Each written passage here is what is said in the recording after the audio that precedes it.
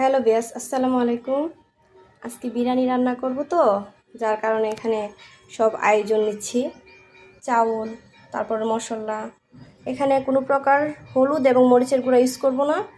এখানে ধনিয়া, জিরা, লবণ এবং এই ধরনের মশলা, এখানে আদা রসুন বাটা, তেজপাতা, এলাচ, এগুলো তো সবগুলোই আপনারা চিনেন।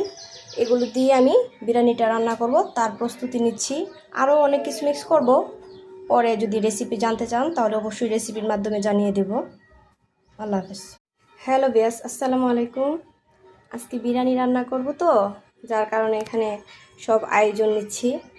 চাউল, তারপর মশলা। এখানে কোনো প্রকার হলুদ এবং মরিচের গুঁড়া ইউজ করব না। এখানে ধনিয়া, জিরা, লবণ এবং এই ধরনের মশলা, এখানে আদা রসুন বাটা, তেজপাতা, এলাচ, এগুলো তো সবগুলোই আপনারা চিনেন। এগুলো দিয়ে আমি বিরিয়ানিটা রান্না করব, তার প্রস্তুতি নিচ্ছি। আরও অনেক কিছু মিক্স করব, পরে যদি রেসিপি জানতে চান তাহলে অবশ্যই রেসিপির মাধ্যমে জানিয়ে দেব। আল্লাহ হাফেজ।